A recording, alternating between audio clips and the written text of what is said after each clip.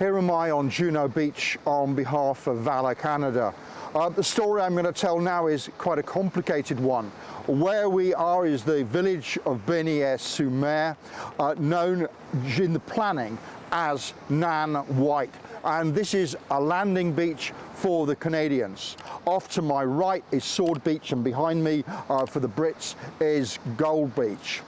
And originally, planning, everything was secret, marked Bigot. And this entire operation was Operation Overlord. The plan was British units would arrive on both flanks, the Canadians arriving slightly later because of actually shallow waters just out there.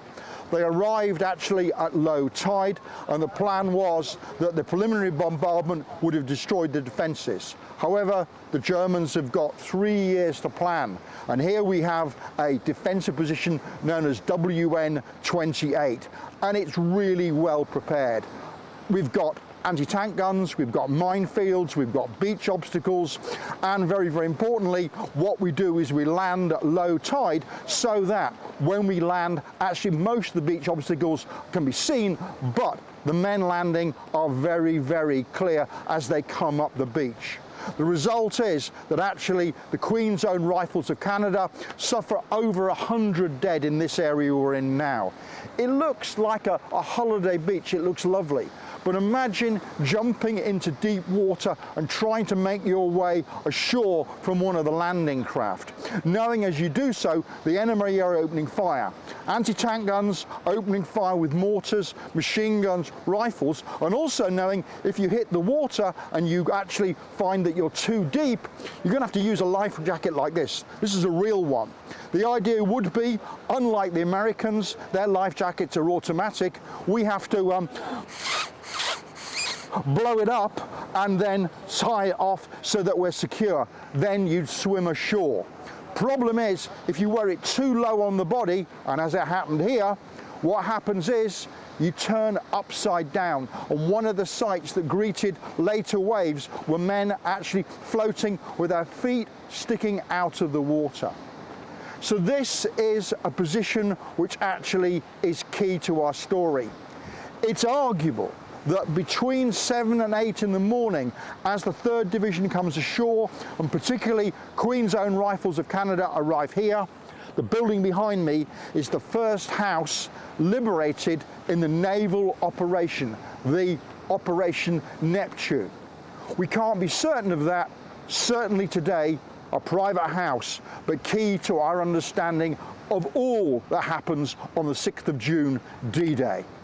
And of course, critical to our understanding of the losses of that day, which were heavy but not catastrophic, and eventually this area is overrun. A combination of courage and the use of floating tanks, which come in, sadly for us, after the first wave of infantry are ashore.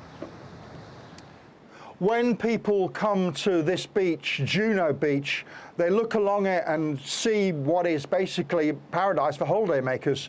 What they don't necessarily see when they're looking at the Queen's House down there is this, because this is part of the Atlantic Wall. Over my head, over 1 metre of concrete, facing out to sea far more, and that would have been covered with sand as well. And this thing looks down the beach, so as we land, whether we're infantry first or the tanks coming later on, a gun here could enfilade them as they come up. And to make it worse, if you look just down there as well, there's another heap of concrete which actually is called a ring stand or a Tobruk, which would have a machine gun or a mortar in it. This is a fraction of the amount of concrete that would have been here. Imagine the number of beach defences, imagine the minefields, the mortars behind you where the modern petrol station is. You get some idea of the obstacles to be overcome as these soldiers land. And bear in mind that although we look at the Queen's House and think, oh, it's amazing, perhaps the first house to be liberated, you realise how ineffective the preliminary bombardment was, both from the Navy and the Air Force, because the house is almost undamaged when people land here on the beach. And if that is like that for the house, imagine the German soldiers here. They're largely untouched. So they're able, from this position here, to inflict heavy casualties on the Queen's Own Rifles of of Canada and other elements of the 3rd Canadian Division before ultimately they're overcome by a combination of infantry and armour as they work together up the beach and getting over into the village itself and then on inland.